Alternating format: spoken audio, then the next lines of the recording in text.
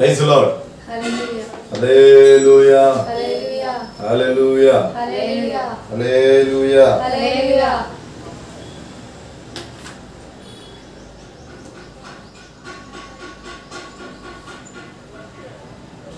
ఒక పాట పాడుకొని తదుపరి వర్తమానంలోకి వెళ్దాం.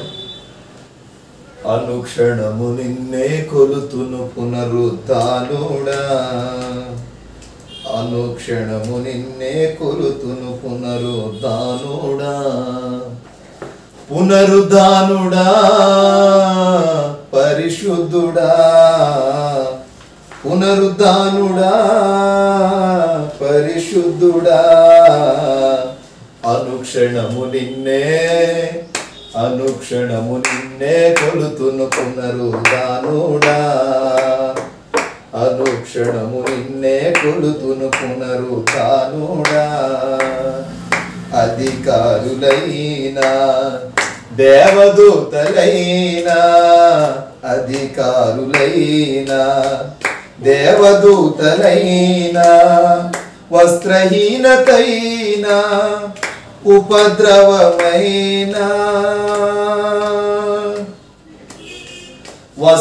వస్త్రహీనతైనా ఉపద్రవమైనా, కరువైనా ఖడ్గమైనా, కరువైనా ఖడ్గమైనా, అనుక్షణము నిన్నే కొలుతును పునరుద్ధానుడా, అనుక్షణము నిన్నే కొలుతును పునరుద్ధానుడా, పునరుద్ధానుడా పరిశుద్ధుడా, పునరుద్ధానుడా పరిశుద్ధుడా, అనుక్షణము నిన్నే అనుక్షణము నిన్నే కొలుతును పునరుద్ధానుడా, రోగినైన నాకై త్యాగమైనావే, రోగినైన నాకై త్యాగమైనావే,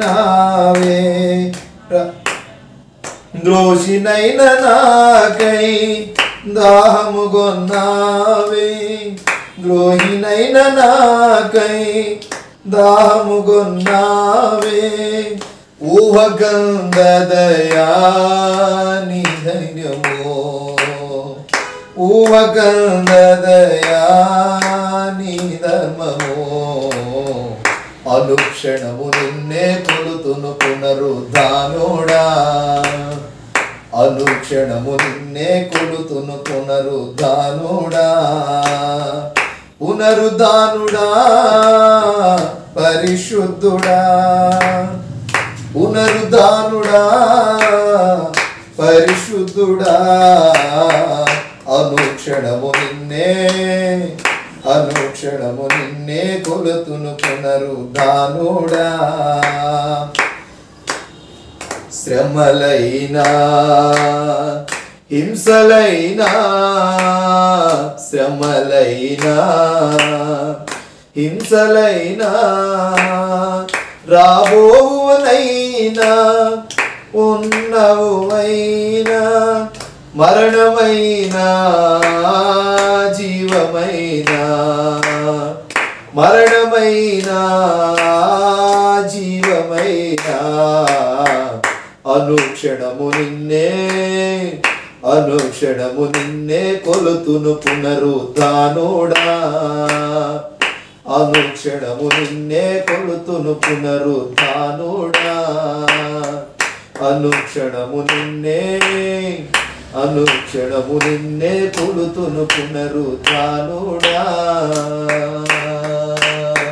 పునరుద్ధానుడా పరిశుద్ధుడా, పునరుద్ధానుడా పరిశుద్ధుడా, అనుక్షణము నిన్నే అనుక్షణము నిన్నే కొలుతును పునరుద్ధానుడా, అనుక్షణము నిన్నే కొలుతును పునరుద్ధానుడా. హల్లెలూయా Hallelujah. హల్లెలూయా Hallelujah. హల్లెలూయా. Hallelujah. Praise lord.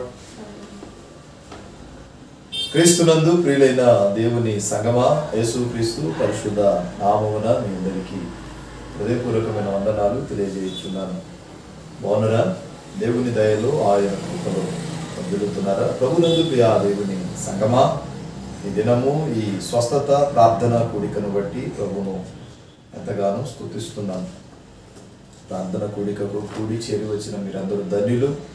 దేవుడు మిమ్మల్ని మీ కుటుంబాలను నిండారులు దీవించును గాక. చాలా మంది అస్వస్థతగా ఉన్నారు. భూతద్దం పెట్టి భూతలమంతా వెతికిన ఆరోగ్యవంతుడైన వ్యక్తి ఎవ్వరూ కనబడరు. ఈ దినము బుధవారం అనగా స్వస్థత ప్రార్థన.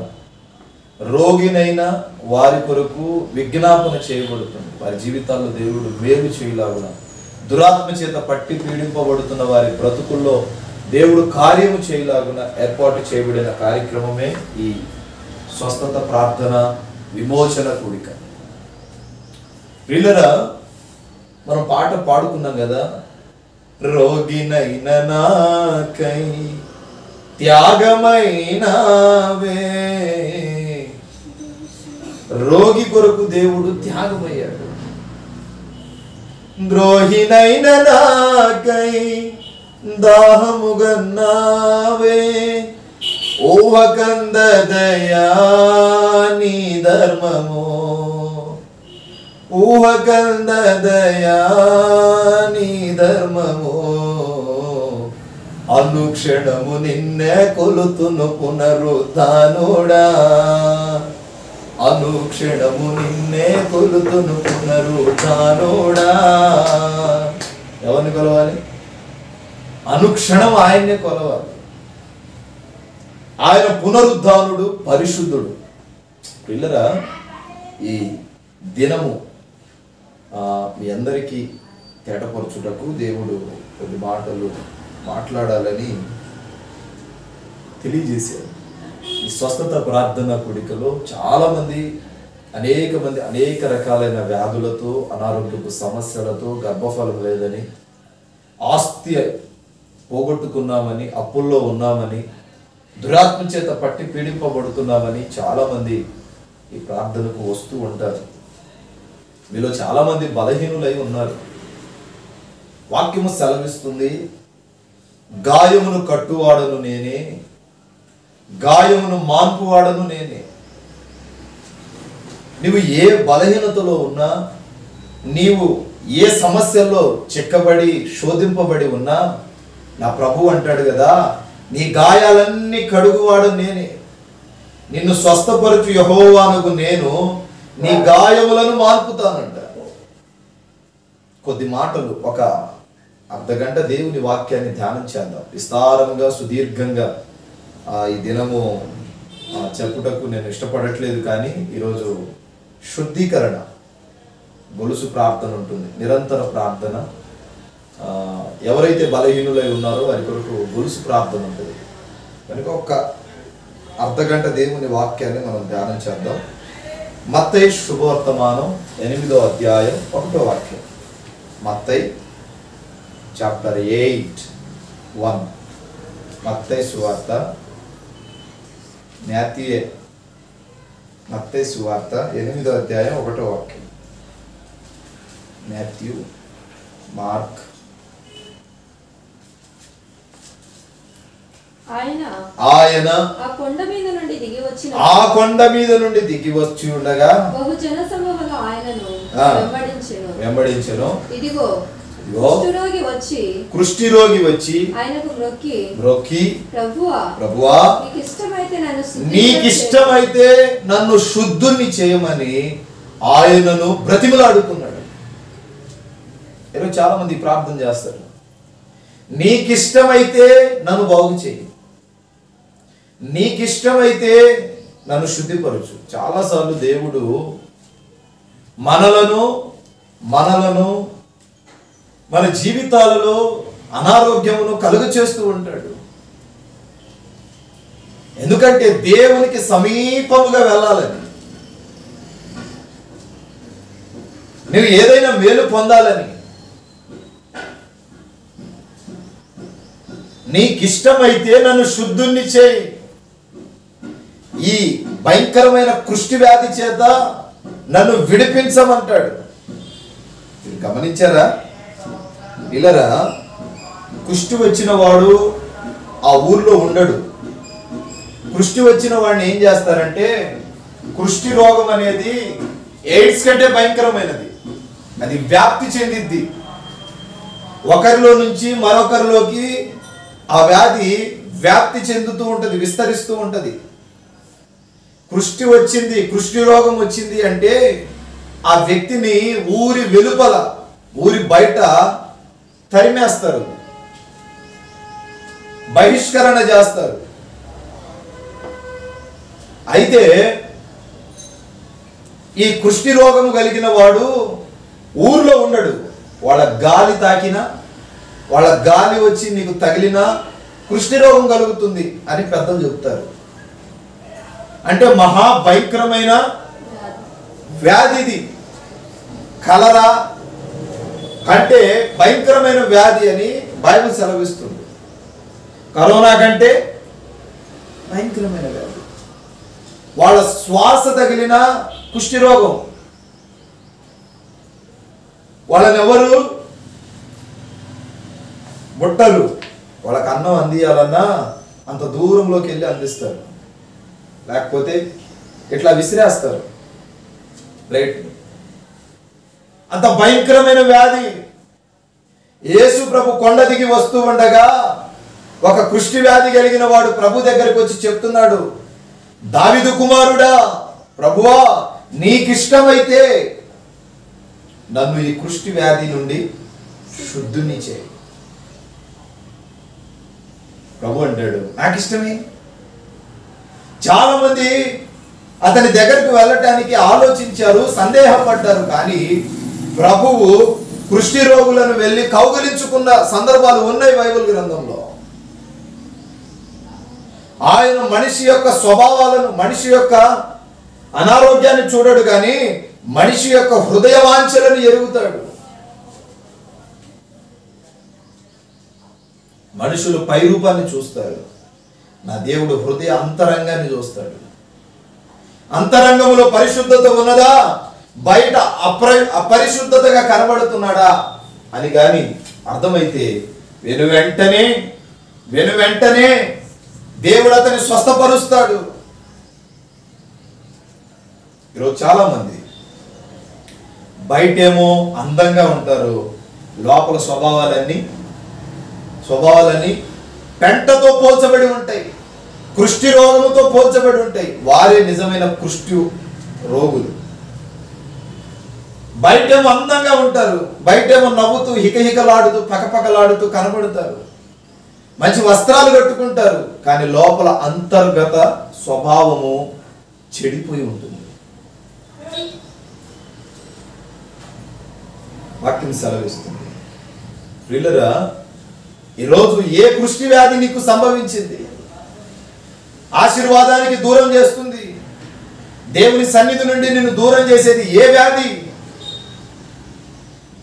ఈనాడు భూతద్దం పెట్టి భూతలమంతా వెతికిన ఆరోగ్యవంతుడు ఒక్కడు కనబడడు. ఎవడో ప్రతి వాడు ఏదో ఒక శోధనలో, ఏదో ఒక సమస్యలో, ఏదో ఒక దుఃఖములో, ఏదో ఒక బాధలో అలమటిస్తున్నారు ప్రజలు.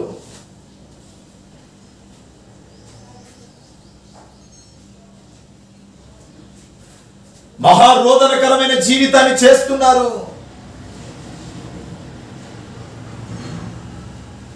నిన్ను శుద్ధునిగా చేయుట నాకు ఇష్టమే. 8:2 చదువు. అందుకైన చెయ్యి చాపి వారిని ముట్టి, నాకు ఇష్టమే, నీవు సిద్ధుడవకమ్మని చెప్పగా తక్షణమే వాని కుష్ఠరోగం శుద్ధి అయ్యెను. అప్పుడు యేసు, ప్రభు యొక్క హృదయం చూడండి. అందరూ ఆయన్ని చూసి పరిగెత్తుకుంటూ పోతుంటే ప్రభు అంటాడు కదా, నిన్ను శుద్ధి చేయుట నాకు ఇష్టమే. గమనించారా? నైమాన్ సామ్యూయలు మొదటి గ్రంథం, సమూయేలు మేబీ 2వ గ్రంథం 5వ అధ్యాయం అనుకుంటా. నయమాను కుష్టి రోగముతో బాధపడుతున్నాడు. ఇది ఏ కుష్టి అంటే అంతర్గత కుష్టి. అతడు వస్త్రాలు వేసుకుంటే ఆ వస్త్రాలు రక్తపు మడుగుల్లో ఉన్నాయి. ఇశ్రాయేలీయులు ఉన్న ప్రాంతానికి యుద్ధానికి వెళ్ళి అక్కడి నుంచి ఒక చిన్నదాన్ని తన ఇంటిలో పని చేయించుకోవడానికి తెచ్చుకున్నాడు.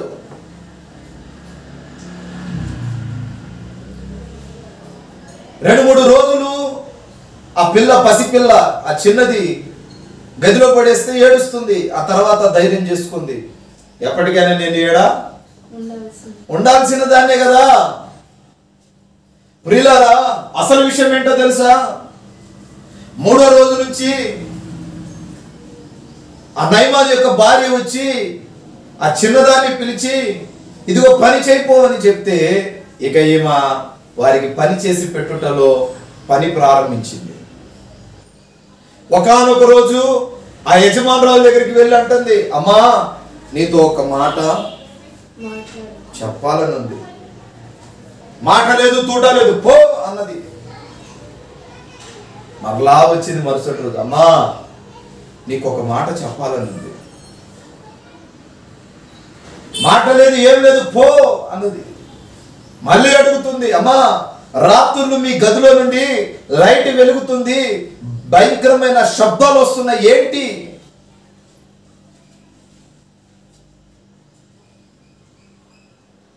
ఉన్న అందరి ఇళ్లలో లైట్లు ఆరిపోయినా, మనం ఉండే ఈ బంగళాలో లైట్ ఆరిపోయినా, మీ ఇంట్లో మీ గదిలో వరకు లైట్ వెలుగుతుంది, రాత్రులు భయంకరమైన కేకలు వినబడుతున్నాయి, ఏంటి విషయం? నాకు చెబితే నేను ఏదో ఒక నాకు తోచిన సలహా చెప్తా కదా. పిల్లరా, మీరు గమనిస్తే ఆ అధ్యాయం చదువుకుంటూ పోతే 2-3 సార్లు తిరస్కరిస్తుంది యజమానురాలు. 3వసారికి, అమ్మా అయ్యగారు బట్టలు రక్తంతో వస్తున్నాయి, ఏమైంది, ఏంటి విషయం? నేను ఎవ్వరికి చెప్పను, నేను ఒక ఉపాయం చెప్తాను అని అన్నప్పుడు ఆమె అంటది, అయ్యగారికి కుష్టి రోగం ఉంది. ఎన్నో చోట్ల తిరిగాం, ప్రయోజనం ఏం చేయాలో అర్థం కావట్లా. ఎన్నో లక్షల రూపాయలు డబ్బు వ్యయపరిచాం, ఉపయోగం లేదు, ఏం చేయాలో అర్థం కావట్లా. కానీ సంగమా, ఈ పసి బాలిక చిన్నదంటుంది, నేను ఒక విషయం చెప్తాను, చేస్తారా? చెప్పు. మా ప్రాంతంలో క్యాన్సర్తో వచ్చిన వారు స్వస్థపరచబడ్డారు, మరణించిన వారు తిరిగి లేచారు, వ్యాధిగ్రస్తులు బ్రతికారు,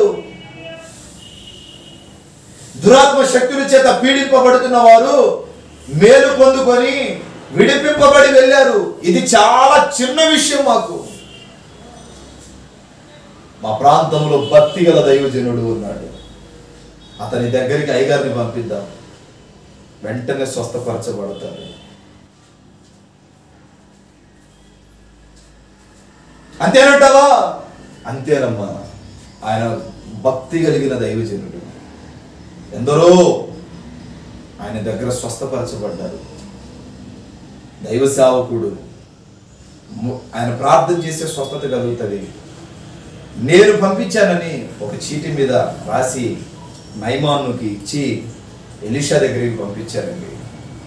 నయమాను వచ్చి ఎలీషా ఇంటి వాకిట ముందు నిలబడ్డాడు. తన పనివారు ఒకరిని పంపించి నేను వచ్చాను అని ఎలీషాకు చెప్పమని అంటే ఎలీషా అంటాడు, మారు కూడా మాట్లాడాల. ఎలీషా పనేంటో అడుగు అని అంటే అంటాడు, పనేం లేదు, ఇట్లా ఇట్లా సమస్యతో వచ్చాడంటే, నువ్వు వెళుతూ వెళుతూ వెళుతూ ఉన్నప్పుడు యోర్దాన్ నది వచ్చింది, ఆ యోర్దాన్ నదిలో 7 మార్లు మునిగి సంగమా. అప్పుడు కోపాగ్నికి గురైపోతాడు నయమాను, ఉద్రేకుడై అని రాయబడుతుంది. ఎలీషా చెప్పిన మాటకు తట్టుకోలేక ఉగ్రుద్ధుడై కోపాగ్ని తెచ్చుకొని, మా దేశములో మా ప్రాంతాలలో నదులు లేవా, చెరువులు సరస్సులు లేవా, ఈ మురికి కాలువైన యోర్దాను నదిలో మునుగుటకు ఇంత దూరం ప్రయాణం చేసి వచ్చానా నేను అని తన అహమును వ్యక్తపరుచుకుంటాడు, తన గర్వాన్ని వ్యక్తపరుచుకుంటాడు. వాక్యం ఏమని సెలవిచ్చేది తెలుసా?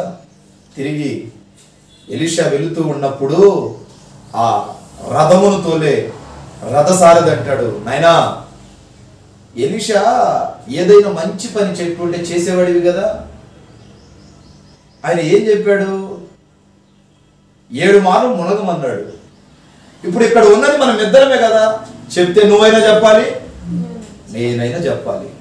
నేనైతే ఎవరికి చెప్పను, నా మాట విని బాబా ఆయన చెప్పిన ప్రకారంగా పోయి యోర్దాను నదిలో 7 సార్లు మునిగితే మేలు జరిగిద్దో జరగదో తెలిసిపోతుంది కదా.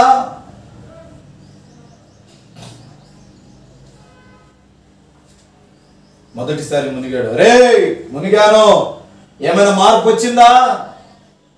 అయ్యో స్వామి ఇంకా 6 సార్లు ఉన్నాయి అయ్యా నాయన, మునుగు నాయన 5 సార్లు ఉన్నాయి. ఇదిగో 5 సార్లు మునిగాను, ఈసారి కూడా మార్పు రాకపోతే నిన్ను ఆ ఎలీషాని ఇద్దరిని చంపేస్తాను. మహానుభావ నీకు దండం, ఇంకా 2 సార్లు ఉన్నాయిగా, మునిగి చూడు. 6వసారి మునిగాడు, మార్పు ఏం కనపడకపోయేసరికి ఈ రథసారిది పరిగెత్తుతున్నాడు, ఏడ చంపేస్తాడని. ఇంకొక్కసారి ఉందిగా మునుగు అనేసరికి ఆయన ముంచి ఈ రథసారి పరిగెత్తడం స్టార్ట్ చేస్తే పిల్లల మునిగి లేచిన తరువాత అతని శరీరము చిన్న పిల్లల శరీరం వలె మార్చబడిందని లేఖనాలు సెలవిస్తున్నాయి. పరిగెత్తుకుంటూ పోతూ ఉంటే ఆ రథసారిదిని పిలుస్తాడు, రే రే రే ఆగు ఆగు ఆగు ఆగు ఆగు, నిన్నేమి క్వశ్చన్ చెప్పనా? ఆ ప్రాంతానికి నయమాన్ ఒక ప్రధానమంత్రి అనుకుందాం. అతనికి కుష్టి రోగం ఉందని తెలిస్తే నయమాన్ని ఊరి బయట వెలివేస్తారని లోపల అంతటి రోగాన్ని పెట్టుకొని బయట షెంటు కొట్టుకొని పెద్ద మనిషి ఆకారంలో అటు ఇటు తిరుగుతున్నాడు. ఆ చిన్నది వచ్చి ఆ బట్టలు ఉతుకుతుంటే అది బయటపడింది, లేకపోతే అట్లాగే ఉండేది కదా. ఈనాడు చాలా మంది లోపల బలహీనతలు ఉంటాయి, కానీ బయట మాత్రం సుందరముగా కనబడతారు. మరి వాక్యం సెలవిస్తుంది, నీ అంతర్గత స్థితిని ఎరిగిన దేవుడు, నీ అంతర్గత స్థితిని ఎరిగిన దేవుడు.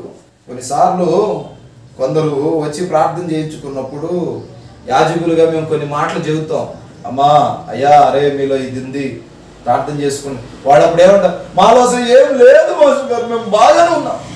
ఏంటి బాగానే ఉన్నాం? మరి కొద్ది రోజులకి అదేమవుతుంది, బయటపడుతుంది. మరి అప్పుడు చెప్పినప్పుడు విని ఉంటే బాగుండు కదా. వాక్యం సెలవిస్తుంది, ఈ చిన్నది అంటుంది, నువ్వు వెళ్ళి ఆ భక్తి కలిగిన సేవకుడిని కలిస్తే ఏమి చెయ్యాలో నీకు బోధ చేస్తాడు.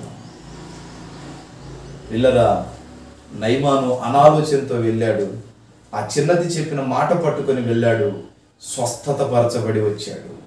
దేవుని మందిరానికి ఏ అనారోగ్యంతో వచ్చావో పిల్లరా, ఈ దినము నా దేవుడు మిమ్మల్ని ఆ అనారోగ్యపు చీకటి నుండి వెడలి చేసి మిమ్మల్ని స్వస్థపరచుటకు సమర్థుడై ఉన్నాడు, స్వస్థపరచుటకు సమర్థుడై ఉన్నాడు. నీ బలహీనత ఏదైనా కావచ్చు, దేవుడు స్వస్థపరచడానికి సిద్ధపడుతున్నాడు. రెండో మాట, మత్తయి సువార్త 8వ అధ్యాయం 5వ వాక్యం. మరొకటి చదవండి.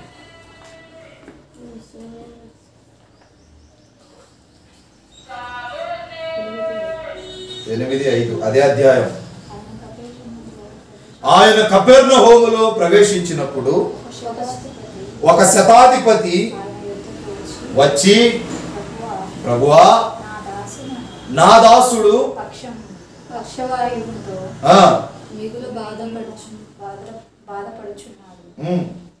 ఇంటిలో పడి ఉన్నాడని చెప్పి ఆయనను వేడుకొనెను. యేసు నేను వచ్చి వాణ్ణి స్వస్థపరచుదనని. ప్రియులారా, ఇక్కడ శతాధిపతి చేసిన పని చూడండి, ఆయన విశ్వాసం చూడండి. అక్కడ కుష్ఠిరోగి విశ్వాసం చూడండి. బోధకుడా, నేను స్వస్థత పరచబడాలని అనుకుంటున్నాను, నీకిష్టమైతే నన్ను స్వస్థపరచని ఎంత దీనంగా అడిగాడు. ఇక్కడ శతాధిపతి చూడండి, అయ్యా అయ్యా నా దాసుడు బలహీనుడై మంచాన పడ్డాడు,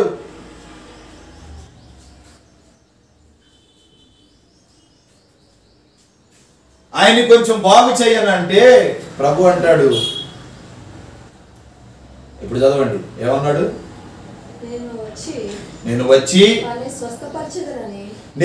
వాడిని స్వస్థపరుస్తానని ప్రభు అంటే అతడు అంటాడు, వద్దొద్దొద్దొద్దు, ఇంతటి మహానుభావుడివి నువ్వు రావటం ఏంటి, నువ్వు మాట సెలవిస్తే చాలు. అదే నా మాట, చదువు. ప్రభువా, నీవు నా ఇంటిలోకి రావుటకు నేను యోగ్యుడిని కాను, నీవు మాట సెలవిస్తే చాలు. అతని విశ్వాసం అది. అతడు పరిశుద్ధుడు గనుక, నీవు పరిశుద్ధుడవు గనుక నా ఇంటిలోకి వచ్చి అడుగు పెట్టడానికి నేను యోగ్యుడిని కాను. తన తప్పును ఒప్పుకుంటున్నాడు, తన తప్పును ప్రభు దగ్గర వ్యక్తపరుస్తున్నాడు. నీవు మాట సెలవిచ్చేస్తాడు, నీవు మాట సెలవిస్తే చాలు, నేను స్వస్థపరచబడతాడు అతడు. పిల్లరా, నా ప్రభు మాట సెలవిస్తే లేనిది ఉన్నట్టుగా, ఉన్నది లేనట్టుగా తయారు చేయగలిగిన దేవుడు. చాలామందికి అదొక అల్పవిశ్వాసం, నేను బాగవుతానో లేదో, నేను స్వస్థపరచబడతానో లేదో అన్న అల్పవిశ్వాసం. కానీ నా ప్రభు అంటున్నాడు, నేను నిన్ను స్వస్థపరచుటకు నాకు ఇష్టమే, స్వస్థపరచాలని ఆశపడుతున్నాను. ఒక శతాధిపతికి కలిగింది మారు మనసు. ఒక శతాధిపతి ఒప్పుకుంటున్నాడు, నేను పాపిష్ఠుణ్ణి, నా ఇంటిలో అడుగు పెట్టుటకు నేను యోగ్యుని కాను, నువ్వు మాట సెలవివ్వు. నువ్వు అక్కడికి వచ్చేంత పని అవసరం లేదు, మాట సెలవిస్తే ఆ మాటను పట్టుకొని పోతాను. మరి దేవుడు నీతో ఎన్ని మార్లు మాట్లాడాడో అన్ని మాటలు గుర్తున్నాయా?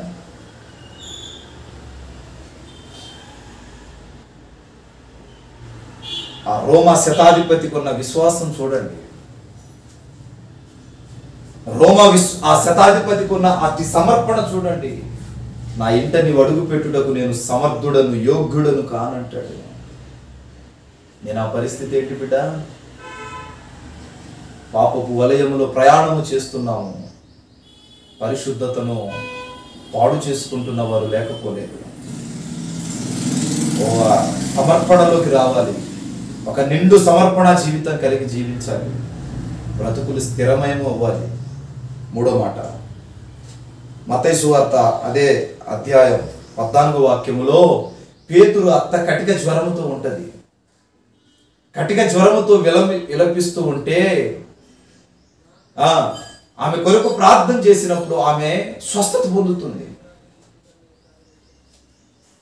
ఈరోజు ఏ విష జ్వరము నిన్ను పట్టి పీడిస్తుందో, ఏ చీకటి సంబంధమైన సాతాను శక్తి నిన్ను వెంటాడుతుందో, ఈ రాత్రి ఈ పగలు నా ప్రభు సెలవిస్తున్నాడు, నిన్ను స్వస్థపరచుటకు నేను సమర్థుడనై ఉన్నా, నిన్ను స్వస్థపరచుటకు నేను సమర్థుడను, నేను ఈ న్యాయము కలిగిన వాడిని, నాలో పాపం ఉందని మీలో ఎవడైనా రుజువుపరచగలడా? ఒక్కసారికి ప్రపంచ మానవాళి సైలెంట్ అయిపోయింది. నీలో ఏ పాపము లేదు, నీవు పాపము లేని పరిశుద్ధుడవు. ప్రియులారా, నేను ప్రకటిస్తున్న క్రీస్తు కామ, క్రోధ, మత మాత్సర్యాలు ఇదిగో విడిచిపెట్టు సమర్థుడు. లేనివాడు ఆయన పరిశుద్ధుడు, ఆయన పరిశుద్ధుడు. ఆయన తన పరిశుద్ధతను నీకు నాకు అనుగ్రహించాలని కలువరి శిలువలో ప్రాణం పెట్టునంతగా పోరాడాడు. ఈరోజు చాలా మంది సమస్యలు వచ్చిన తర్వాత పరిష్కారాన్ని వెతుకుతారు. సమస్య రాకమునిపే ప్రభు సన్నిధిలో ప్రార్థన చేసే మనసు రాదు. ఈరోజు చాలా మంది క్రైస్తవుల్లో బలహీనులు ఉన్నారు అంటే కారణము దేవుని ఆజ్ఞను మీరుతున్నారు, అతిక్రమిస్తున్నారు. ఇర్మియా గ్రంథంలో అంటాడు, నిన్ను స్వస్థపరచు యెహోవాను నేనే. ఏ డాక్టర్ నిన్ను బాగు చేయడు, ఏ వైద్య కళాకారుడు, ఏ మెడికల్ కాలేజీలు, ఏ హాస్పిటల్లో నీకు మేలు జరగదు. శారీరక సంబంధంగా జరిగినా అది మరలా దాని వేర్లు పొంగుతూనే ఉంటాయి. కానీ నేను ముడితే నీకు సంపూర్ణ స్వస్థత కలుగుతుంది. పేతురు అత్త కటిక జ్వరముతో బాధపడుతూ విలపిస్తూ ఉంది. ప్రార్థించిన వెంటనే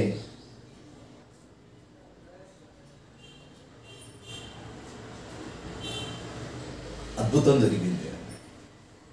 నా ప్రియ దేవుని సంగమా, ఈరోజు నీ విశ్వాసం ఏంటిది? నీ విశ్వాస జీవితంలో జాగరూకుడవై ఉన్నావా? విశ్వాస జీవితాన్ని దేవుని వైపు మలుచుకోకుండా అవిశ్వాసపు కోణాల్లో నడిపిస్తున్నావా? అదే మత్తయి సువార్త 8వ అధ్యాయం 28వ వాక్యములో దయ్యం పట్టిన ఇద్దరు వ్యక్తులు కనబడతారు. దయ్యం పట్టిన ఇద్దరు వ్యక్తులు కనబడతారు. దురాత్మ చేత పట్టి పీడింపబడుతున్నారు వీళ్ళు. యేసయ్య సశరీరుడిగా ఉన్నప్పుడు ఎన్నో అద్భుతాలు భూమి మీద చేశాడు. 5 రొట్టెలు 2 చిన్న చేపలు 5,000 మంది తినగా ఎన్నో గంపలు మిగిలాయి. నా ప్రదేవుని జనాంగమా, ఆయన చూపులోనే మహత్కార్యాలు ఉన్నాయి.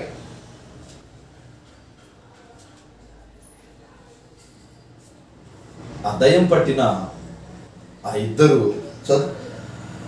ఆయన అతరిననున్న గదేరీనుల దేశం చేరగా, ఎక్కడ గదేరీయుల దేశం చేరగా దయ్యములు పట్టిన ఇద్దరు మనుషులు సమాధుల నుండి బయలుదేరి ఆయనకి ఎదురుగా వచ్చిరి. వారు మిగుల ఉగ్రులైనందున ఎవడును ఆయన మార్గమున వెళ్ళలేకపోయాను. వారు, ఇదిగో దేవుని కుమారుడా యేసు, నీతో మాకేంటి పని? కాలము రాకమునిపే మమ్మను బాధించుటకు నీవు ఇక్కడికి వచ్చితివా అని కేక వేసిరి. ఎందుకు వచ్చావు? మమ్మల్ని ఎందుకు శోధిస్తున్నావు? కాలము రాకమునిపే మమ్మల్ని శోధించుటకు ఇక్కడికి వచ్చావా? ఈరోజు ఏ చీకటి శక్తి చేత నువ్వు పట్టి పీడింపబడుతున్నావో, ఏ దురాత్మ శక్తి చేత పట్టి పీడింపబడుతున్నావో వాక్యము స్పష్టముగా సెలవిస్తుంది. ఆయన సశరీరుడుగా ప్రయాణమై వెళుతున్నప్పుడు ఎన్నో గొప్ప కార్యాలు చేశాడు, ఎన్నో మహత్కార్యాలు చేశాడు, ఎన్నో మేలు చేశాడు, ఎంతో మందిని చేరదీశాడు. వేదనలో, దుఃఖములో, బాధలలో, సమస్యలలో నలిగిపోతున్న వారిని చేరదీసి వారి శిక్ష నుండి వారిని విడిపించిన పరిశుద్ధుడు. సంగమా, వాక్యము సెలవిస్తుంది. దురాత్మ సాతానుగాడు దయ్యాలంటున్నాయి, నజరేయుడైన యేసు దైవ కుమారుడా, మాతో నీకేమి? మమ్మల్ని శోధించుటకి ఇక్కడికి వచ్చావా? మా పని మమ్మల్ని చేసుకోనివ్వు.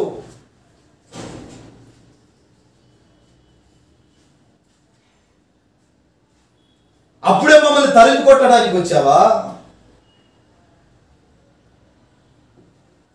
ఈరోజు నీ ఇంట ఏ చీకటి ఆవరించి ఉంది? చాలా మంది అంటారు దయ్యాలు ఉండవు, భూతాలు లేవు, ఈ లేవు, అవి లేవు అంటారు. దయ్యాలు భూతాలు లేవు అని ఎవడు చెప్పాడు? మరి ఈ వాక్యానికి అర్థం ఏంటి? మా ఇంట్లో దయ్యమే ఉండదు పాస్టర్ గారు, ఎవడు చెప్పాడు ఉండదని? చాలా మంది చెప్పింది విన్నా నేను. మాది పరిశుద్ధ బ్రహ్మ, ఎవడు చెప్పాడు? మందిరాల్లో కూడా దయ్యాలు ఉంటాయి. దయ్యాలు లేవా? నీ చేతుల 24 గంటలు వెంటాడుతూ ఉంటది అది. అదే పెద్ద సైతాన్. అది వాక్యం విననీయకుండా ఒక తల్లి ఏం చేస్తుంది తెలుసా? తల మీద కొంగేసుకొని ఇక్కడ దాకా కొంగేస్తాం కదా, కొంగు కింద దాకా వేసింది అంటే దగ్గర పెదవుల దాకా వేసింది.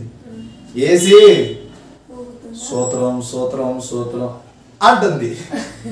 ఏమమ్మా పాస్టర్ గారు ఒకసారి చూశాడు, 2 సార్లు చూశాడు, 3 సార్లు చూశాడు.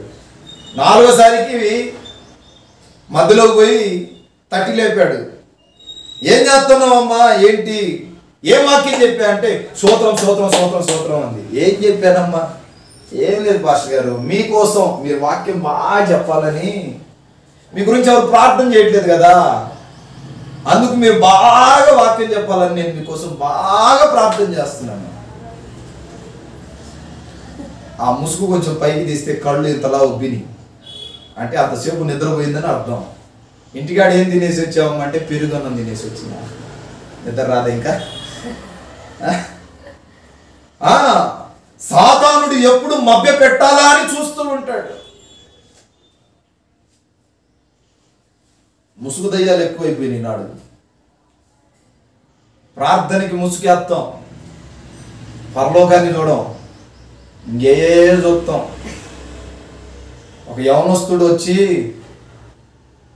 బలిపీఠం పట్టుకొని ప్రార్థన చేస్తున్నాడు ముసుగేసుకొని. కళ్ళు మూసుకొని ప్రార్థన చేస్తుంటే వాడికంట అన్నీ ఇంక చెప్పకూడదులే. వాడు చూస్తున్నాడు, నాకు అన్నీ వేరేలాగా ఉన్నాయన్నా అన్నాడు. ఏందిరా వేరేలా ఉండేది అంటే నువ్వు ఇంకా లోకం అనే రంగుల వలయంలో నుండి బయటికి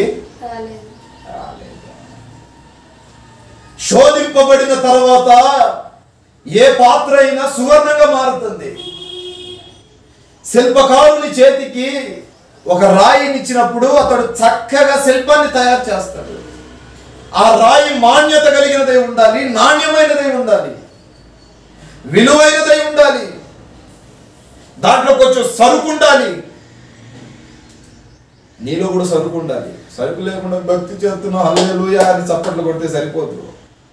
నీ ప్రార్థన పరమునకు చేరాలి అంటే నువ్వు ఒక సమర్పణ సేవ చేయాలి, సమర్పణ విశ్వాసిగా నిలబడాలి.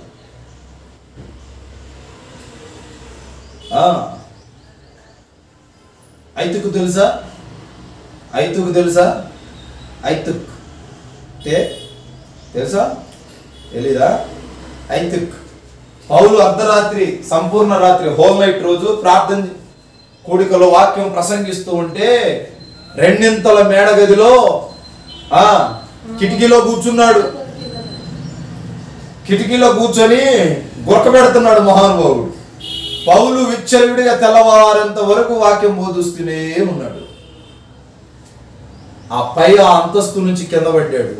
దెబ్బకి అక్కడికక్కడే నిద్ర వస్తుందా? వాక్యము సెలవిస్తుంది, నీలో అల్ప విశ్వాసమును కలుగ చేస్తున్నవాడు సాతాను. అవిశ్వాసమును కలుగ చేసి అనారోగ్యమునకు బానిస చేసి ఏదో ఒక రోగాన్ని నీ మదిలో పెట్టేసి దేవునికి దూరముగా తీసుకెళ్తున్నాడు.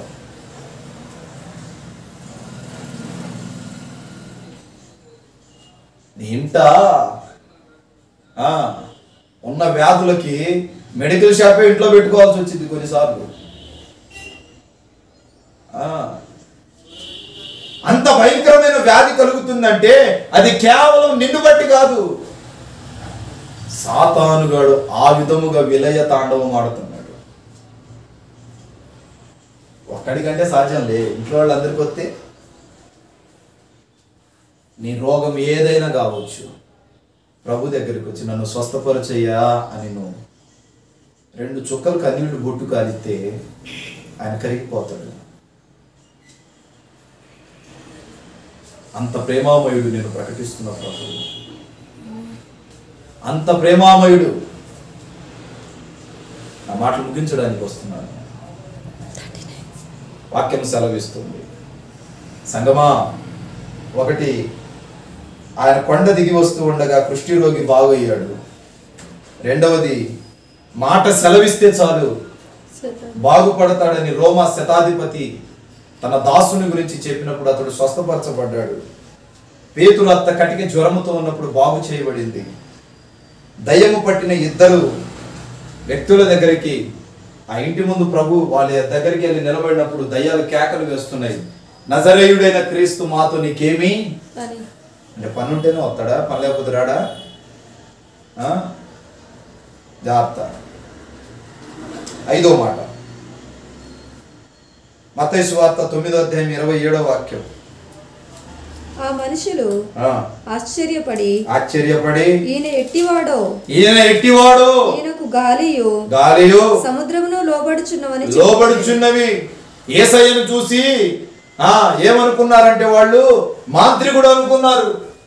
దయ్యాలు తరిమిపోతున్నాయి, ఈయన దగ్గర ఏదో శక్తి ఉంది, ఈయన ఎట్టివాడు, సముద్రము లొంగుతుంది, గాలియు సైతం నమస్కరిస్తుంది, ప్రకృతి సహకరిస్తుంది అని అనుకుంటున్నారు. కానీ ఈయన జీవము కలిగిన దేవుని కుమారుడు అన్న విషయాన్ని వాళ్ళు గుర్తించలేకపోయారు.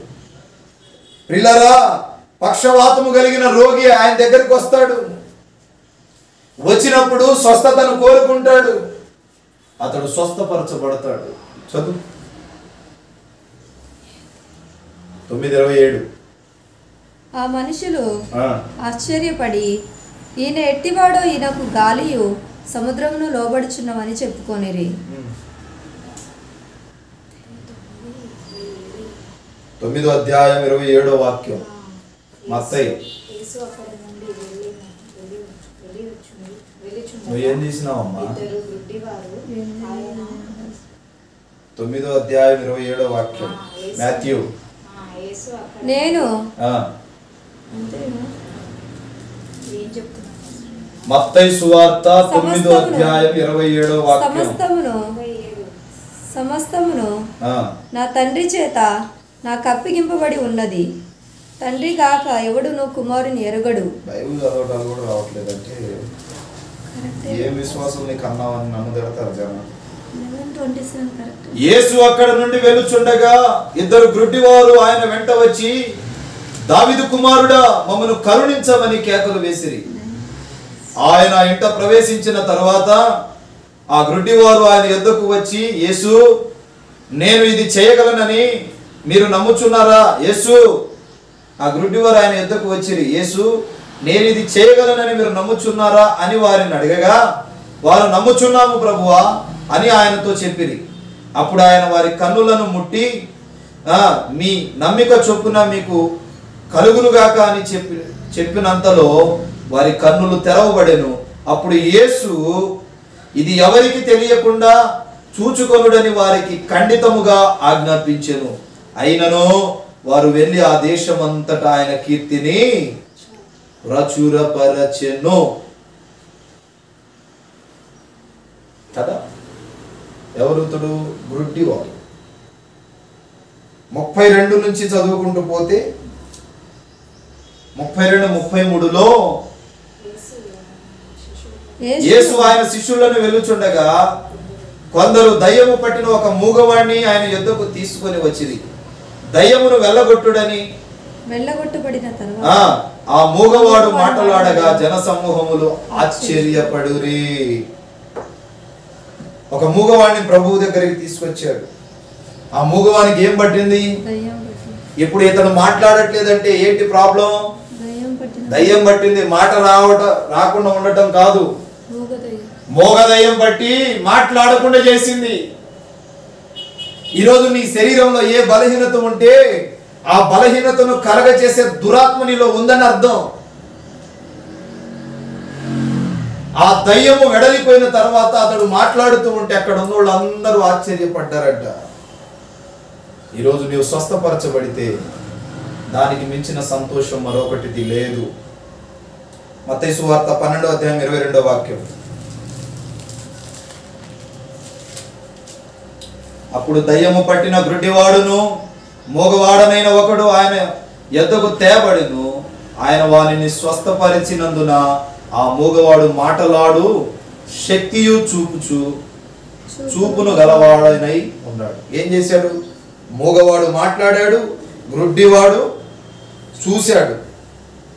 వీళ్ళు మాట్లాడకుండా చూడకుండా చేసింది ఎవరు? దురాత్మ, సాతాను, దయ్యము. కనుక మీ ఇంట ఏ చీకటి ఆవరించి ఉన్నదో ఆలోచించుకో. మా ఇంట్లో శోధన ఉంది, మా ఇంటిలో అందరూ బలహీనులమే అని అంటే నీవు సాతాను గాడికి అవకాశం ఇస్తున్నావు, ప్రార్థనకి అవకాశం ఇవ్వట్లేదని అర్థం.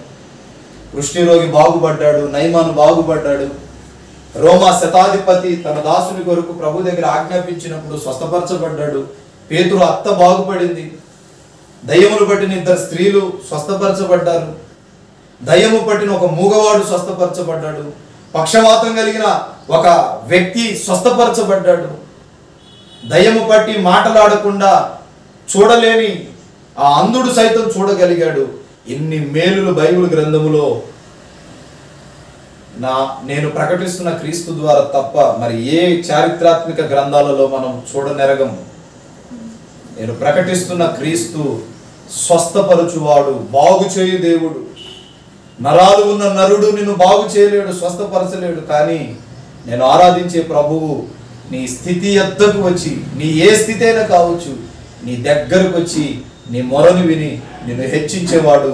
ఆయన పరిశుద్ధుడు, ఆయన తప్ప వేరొక దేవుడు లేడు. కనుక ఆయన సన్నిధిలో తీర్మానం చేసుకో, ఇంతమందిని బాగు చేసిన దేవా, నాలో ఉన్న రోగాన్ని విడలి చేసి నన్ను పరిశుద్ధపరిచి నన్ను స్వస్థపరచమని తీర్మానం చేయి. నా దేవుడి కొద్ది మాటలు మీలో ఫలభరితముగా స్థిరపరచును గాక. మోకరించండి, ప్రార్థిద్దాం. ప్రేమాస్వరూపి దయగల మా తండ్రి, పరిశుద్ధ పాదాలకు స్తోత్రాలు. ఇదే కాలము ఈ రీతిగా ఈ స్వస్థత ప్రార్థన కూడికను బట్టి వందనాలు. ఈ బుధవారపు దినము ఈ సన్నిధిలో ప్రార్థించుటకు కృపనిచ్చావు, అందును బట్టి స్తోత్రాలు. దీవించండి, ఆశీర్వదించండి, బలపరచండి. మేలులతో, మహిమతో, కృపతో, ఆత్మతో, దేవునితో, పరిశుద్ధాత్మ చేత నింపమని ప్రార్థన చేస్తున్నాను. అయా, అస్వస్థతగా ఉన్న ప్రతి బిడ్డను స్వస్థపరచండి. నరాలు ఉన్న ఏ నరుడు మమ్మల్ని బాగు చేయడు, కానీ సమస్తాన్ని సృజించిన దేవుడవు నీవే బాగు చేసి స్వస్థపరిచి దీవించమని యేసునామమున ప్రార్థిస్తున్నాను పరమ తండ్రి. మన తండ్రి అయిన దేవుని ప్రేమ, కుమారుడు యేసుక్రీస్తు కృప, పరిశుద్ధాత్మ దినను నివాస సంఘానికి సకల పరిశుద్ధులకు ప్రభాత్మ తోడే నడిపించును గాక. ఆమేన్, ఆమేన్, ఆమేన్. అందరికీ ప్రభునామమున హృదయపూర్వక వందనాలు తెలియజేస్తున్నాను. God bless you. దేవుడు మిమ్మల్ని, మీ కుటుంబాలను దీవించును గాక. ఉచితమైతే మరలా కలుసుకుందాం. అంతవరకు దేవుని మహాకృప మీకు తోడై ఉండను గాక. ఈ సమయంలో హృదయపూర్వకమైన అర్పణలు ప్రభు సేవకు సమర్పించాలని ప్రభు పేరిట తెలియజేస్తున్నాను. God bless you. Brother B Abhishek Nayak, Nageswaram తండా, మాచవరం మండలం, గుంటూరు డిస్టిక్. మా ఫోన్ నెంబర్ 7659018230.